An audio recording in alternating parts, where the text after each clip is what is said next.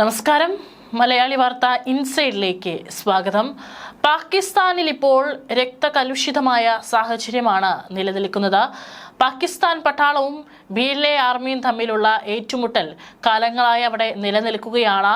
എന്നാൽ ഇപ്പോൾ വളരെ വ്യത്യസ്തമായി BLAയുടെ നീക്കം പാക് പട്ടാളത്തെയും അക്ഷരാർത്ഥത്തിൽ ഞെട്ടിച്ചിരിക്കുകയാണ്. പാകിസ്ഥാനിലെ ബലൂചിസ്ഥാനിൽ ശനിയാഴ്ച നടന്ന വെടിവയ്പിലും ഒന്നിലധികം ചാവേർ ബോംബ് സ്ഫോടനങ്ങളിലും കൊല്ലപ്പെട്ടത് 80-ലധികം സൈനികരാണെന്ന് BLA അവകാശപ്പെടുന്നുണ്ട്. ഓപ്പറേഷൻ ഹെറോഫ് രണ്ടാം ഘട്ടം, അതായത് ഓപ്പറേഷൻ ഹെറോഫ് എന്നുള്ളത് കൊടുങ്കാറ്റ് എന്നുള്ള അർത്ഥമാണ് വരുന്നത്. ഈ ഒരു ഓപ്പറേഷന് പേരിട്ടിരിക്കുന്നത് അങ്ങനെയാണ്.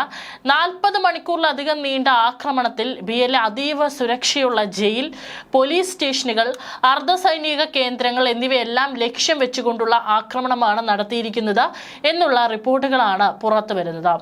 സമീപ വർഷങ്ങളിൽ ചാവേർ ബോംബ് സ്ഫോടനങ്ങൾ ഉൾപ്പെടെയുള്ള ആക്രമണങ്ങളിൽ കൂടുതലായും സ്ത്രീകൾ പങ്കാളികളാകുന്നുണ്ട്. അതായത് ഈ ഒരു ആക്രമണത്തിന്റെ മുൻനിരയിലേക്ക് സ്ത്രീകളും, അതും വളരെ ചെറുപ്പക്കാരായിട്ടുള്ള യുവതികൾ കടന്നു വരുന്ന കാഴ്ചയാണ് ഇപ്പോൾ കാണാനായിട്ട് സാധിക്കുന്നത്. അതിനുള്ള തെളിവാണ് കഴിഞ്ഞ ദിവസം BLA പുറത്തുവിട്ടിട്ടുള്ള ചില ചിത്രങ്ങളെല്ലാം തന്നെ. മതത്തിന്റെ പേരിലുണ്ടായ പാകിസ്ഥാൻ എന്ന രാജ്യത്ത് മതനിയമങ്ങൾ അനുസരിച്ച് സ്ത്രീകൾ എന്നും രണ്ടാംകിട പൗരന്മാരാണ്. വിദ്യാഭ്യാസം, അവകാശങ്ങൾക്കും തുല്യതയ്ക്കും വേണ്ടി പാക് യുവതികൾ ഇന്നും പൊരുതുകയാണ്. പലയിടത്തും അടിസ്ഥാന സൗകര്യങ്ങൾ പോലും, അല്ലെങ്കിൽ അടിസ്ഥാന അവകാശങ്ങൾ പോലും സ്ത്രീകൾക്ക് നിഷേധിക്കപ്പെട്ടിട്ടുള്ള കാഴ്ചയാണ് പാകിസ്ഥാനിൽ പലപ്പോഴും കണ്ടിട്ടുള്ളത്. മലായ യൂസുഫ്സായിയൊക്കെ നേരിട്ട അനുഭവങ്ങൾ നമുക്കറിയാം. പക്ഷെ അതേ പാകിസ്ഥാൻ തന്നെ ഇപ്പോൾ സ്ത്രീകളെ ഭയക്കുകയാണ്. അതിന് പിന്നിലുള്ള കാരണം അക്രമനിരയിലോട്ടും ഈ സ്ത്രീകൾ കടന്നു വരുന്നുണ്ട് എന്നുള്ളത് തന്നെയാണ്.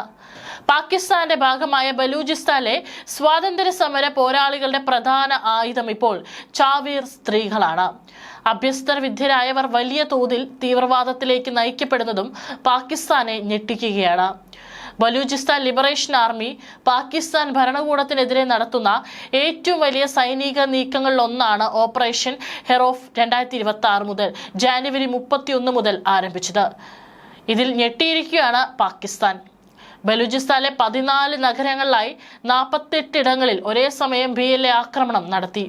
കൊറ്റ, നുഷ്കി, മസ്തൂങ്, ഗദ്വാർ, പസ്ത, ടർബത്ത്, ലാസ്ബെല, കില, സൈഫുള്ള തുടങ്ങിയ പ്രമുഖ നഗരങ്ങളെല്ലാം ഈ ഓപ്പറേഷന്റെ പരിധിയിൽ വന്നു.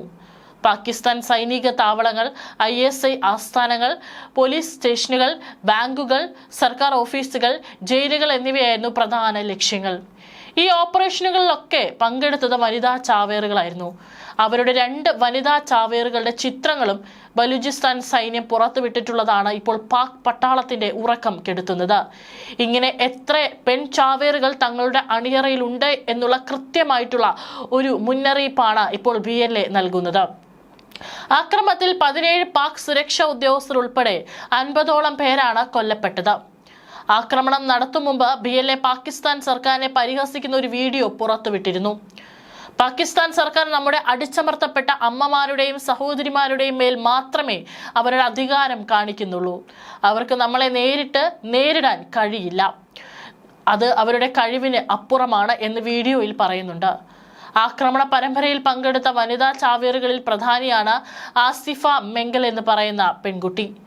2002 ഒക്ടോബർ 2 പാകിസ്ഥാനിലെ നുഷ്കി ജില്ലയിലുള്ള കില്ലി ഗാസി അബാദിലാണ് ജനിച്ചത്. നുഷ്കി സ്വദേശിയായ മുഹമ്മദ് ഇസ്മായിലിന്റെ മകളാണിവർ. തന്റെ 21ാം ജന്മദിനമായ 2023 ഒക്ടോബർ 2 ആസിഫ ബലൂചിസ്ഥാൻ ലിബറേഷൻ ആർമിയുടെ ചാവേർ വിഭാഗമായ മജീദ് ബ്രിഗേഡിൽ ചേർന്നത്. അതായത് BLAക്ക് വേണ്ടി എപ്പോൾ വേണമെങ്കിലും ചാവാൻ തയ്യാറായിട്ടുള്ള ചാവേറുകൾ. 2024 ജനുവരിയിലാണ് ഒരു ഫിദായ് എന്ന് വെച്ചാൽ ചാവേറാകാൻ ഇവർ സ്വയം സന്നദ്ധതയായെന്ന് സംഘടന അവകാശപ്പെടുന്നു. ഇവർ ഒരു വിദ്യാർത്ഥിയായിരുന്നു. പഠനം പൂർത്തിയാക്കുന്നതിന് മുൻപാണ് ജീവിതം അവസാനിപ്പിച്ചത്.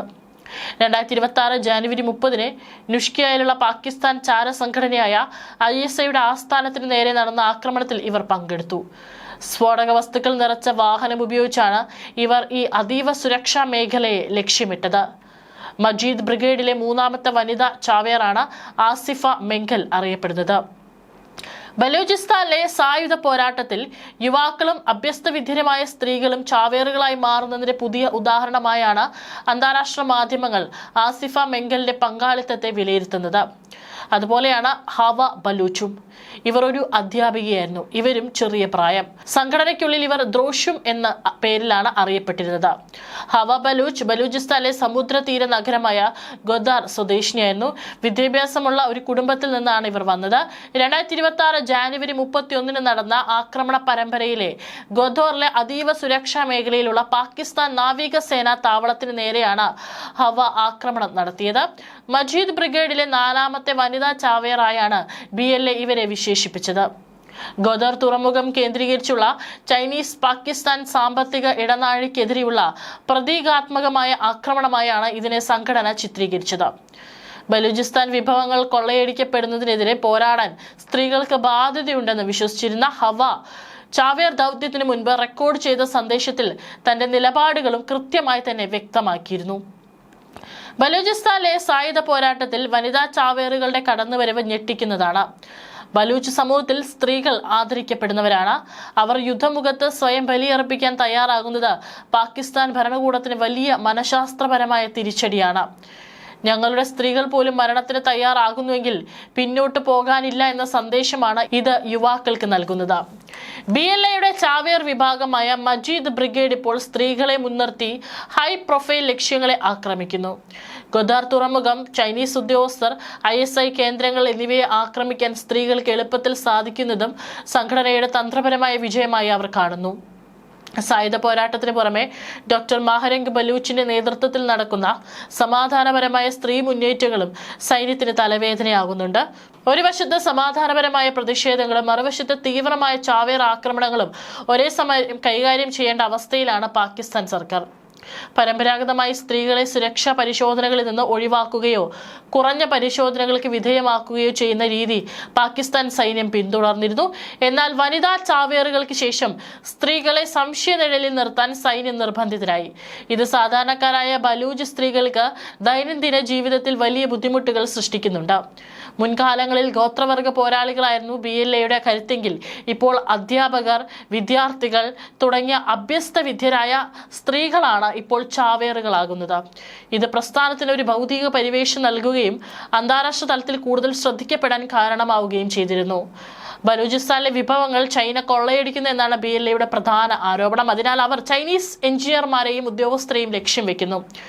ഷാരി ബലോച്ച് നടത്തിയ കറാച്ചി സർവകലാശാല ആക്രമണം ചൈനീസ് അധ്യാപകരെ ലക്ഷ്യമിട്ടായിരുന്നു. ഇത്തരം ആക്രമണങ്ങൾ കാരണം പാകിസ്ഥാനിലെ ചൈനീസ് ജീവനക്കാരുടെ സുരക്ഷ ഉറപ്പാക്കാൻ ചൈന സ്വന്തം സുരക്ഷാ സേനയെ വിന്യസിക്കണമെന്ന് ബീജിംഗ് ആവശ്യപ്പെട്ടിരുന്നു. ബലൂചിസ്ഥാനത്ത് കൂടുതൽ സ്വയംഭരണാവകാശ സ്വാതന്ത്ര്യമോ ആവശ്യപ്പെടുന്ന ദേശീയ വിഘടനവാദ ഗ്രൂപ്പുകളാണ് ബലൂച്ച് മേഖലയിൽ നിരന്തരം ആക്രമണം നടത്തുന്നത്. Baloch Liberation Army, Baloch Liberation Front തുടങ്ങിയ ഗ്രൂപ്പുകൾ പാകിസ്ഥാൻ സർക്കാർ മേഖലയിൽ വിഭവ ചൂഷണവും രാഷ്ട്രീയ പാർശ്വവൽക്കരണവും നടത്തുന്നതായി ആരോപിക്കപ്പെടുന്നു. ഖരാൻ, മസ്തങ്, ടംബ്, പാസ്നി, ക്വറ്റ, നോഷ്കി എന്നിവിടങ്ങളിലുടനീളം 40 മണിക്കൂർ നീണ്ടുനിന്ന ആക്രമണമായിരുന്നു BLAയുടെ ഓപ്പറേഷൻ ഹെറോഫ് 2ാം ഘട്ടം. നോഷ്കയിലെ ISI ആസ്ഥാനത്തിലെ ആക്രമണത്തിൽ ആസിഫ മെങ്കൽ, ഗുദാറിലെ ആക്രമണത്തിൽ ഹവ ബലൂച്ചും ഉൾപ്പെടെയുള്ള BLA അംഗങ്ങൾ കൊല്ലപ്പെട്ട 18 BLA അംഗങ്ങളിൽ 11 പേർ സ്ത്രീകളായിരുന്നു എന്നാണ് റിപ്പോർട്ടുകൾ. 2 ആക്രമണങ്ങളിലും സ്ത്രീകൾ ഉൾപ്പെട്ടിട്ടുണ്ടെന്നും പ്രതിരോധ മന്ത്രി ഗൊജ ആസിഫ് സ്ഥിരീകരിച്ചു. 2026 ജാനുവരി 31 ബലൂചിസ്ഥാൻ ലിബറേഷൻ ആർമി പാകിസ്ഥാനിലെ ബലൂചിസ്ഥാൻ പ്രവിശ്യയിലുടനീളം വൻതോതിലുള്ള ആക്രമണം നടത്തി. ഹവ ബലൂച്ച് പാകിസ്ഥാൻ സൈന്യത്തിന് നേരെ വെടിയുതിർക്കുന്നതും സന്തോഷത്തോടെ പുരുഷന്മാരായ BLA അംഗത്തോടൊപ്പം സംസാരിക്കുന്നതിലെ വീഡിയോ ദൃശ്യങ്ങളും BLA സമൂഹ മാധ്യമത്തിൽ പങ്കുവച്ചിരുന്നു.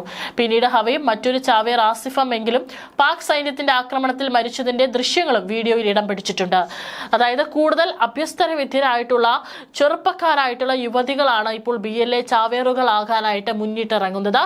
ഇത് തന്നെയാണ് പാകിസ്ഥാന്റെ ഉറക്കം കെടുത്തുന്നത്.